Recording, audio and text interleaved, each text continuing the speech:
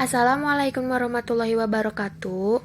Saya di sini akan menjelaskan materi bab 4 tentang semangat kebangkitan nasional tahun 1908. A. Kondisi bangsa Indonesia sebelum tahun 1908. Awal dimulainya penjajahan Belanda di Indonesia dimulai sejak didirikannya Verenigd Oost-Indisch Compagnie atau VOS pada tanggal 20 Maret 1602. Sejak VOS berdiri, dimulailah berbagai bentuk kekerasan yang menimpa rakyat Indonesia.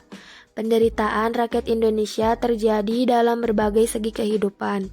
Di berbagai daerah, VOS melakukan tindakan dengan melaksanakan politik divide et impera atau adu domba, yaitu saling mengadu domba antara kerajaan yang satu dan kerajaan yang lain, atau mengadu domba di dalam kerajaan itu sendiri. Politik adu domba makin melemahkan kerajaan-kerajaan di Indonesia dan merusak seluruh sendi kehidupan masyarakat.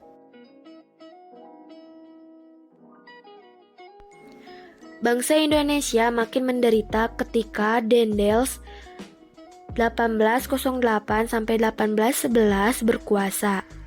Upaya kerja paksa atau rodi guna membangun jalan sepanjang Pulau Jawa, Anyer sampai Panarukan untuk kepentingan militer membuat rakyat makin menderita. Penderitaan berlanjut karena Belanda kemudian menerapkan kultur self tanam paksa. Peraturan tanam paksa diterapkan oleh Gubernur Jenderal Hindia Belanda Van den Bosch tahun 1828. Sistem tanam paksa mewajibkan rakyat menanam sebagai dari sawah dan atau ladangnya dengan tanaman yang ditentukan oleh pemerintah dan hasilnya diserahkan kepada pemerintah. Selanjutnya B. Perintis kebangkitan nasional dalam perjuangan kemerdekaan Republik Indonesia. Budi Utomo merupakan organisasi pertama di Indonesia yang bersifat nasional, berbentuk modern, yaitu organisasi dengan pengurus yang tetap, ada anggota, tujuan, dan program kerja. Budi Utomo didirikan oleh Dr. Suetomo pada tanggal 20 Mei 1908. Pendirian Budi Utomo tidak terlepas dari penggagas atau pendorong lahirnya Budi Utomo, yaitu Dr. Wahidin Soedirohusodo. Budi Utomo berasal dari kata Sansekerta, yaitu bodhi atau budhi, berarti keterbukaan jiwa, pikiran, akal, atau pengadilan, yang juga bisa berarti daya untuk membentuk dan menjunjung konsepsi dan ide-ide umum. Adapun perkataan Utomo berasal dari utama, yang dalam bahasa Sanskerta berarti tingkat pertama atau sangat baik. Program Budi Utomo adalah mengusahakan perbaikan. Programnya lebih bersifat sosial karena saat itu belum dimungkinkan melaksanakan gerakan yang bersifat politik. C. Mewujudkan persatuan dan kebanggaan sebagai bangsa wujud nilai kebangkitan nasional. Berdasarkan istilah, persatuan dan kesatuan berasal dari kata satu yang berarti utuh atau tidak terpecah belah. Persatuan dapat diartikan sebagai perkumpulan dari berbagai komponen yang membentuk menjadi satu.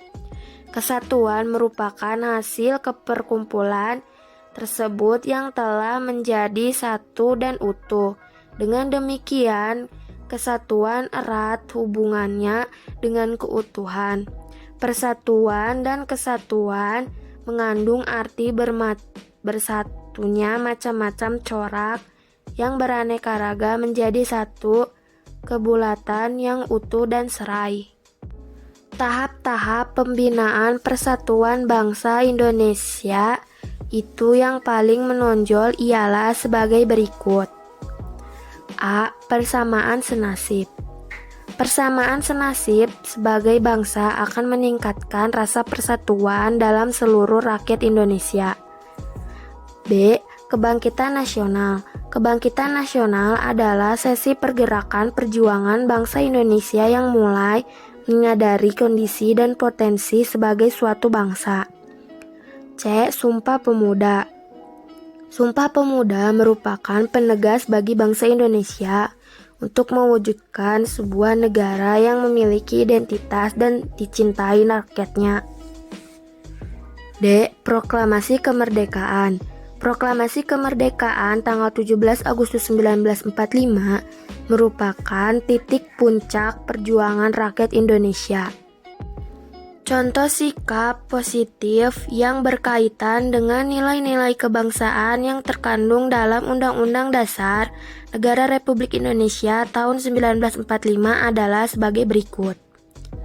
1. Nilai religius. 2. Nilai kemanusiaan. 3. Nilai produktivitas. 4. Nilai keseimbangan. 5. Nilai demokrasi. 6. Nilai kesamaan derajat. Dan 7. Nilai ketataan hukum.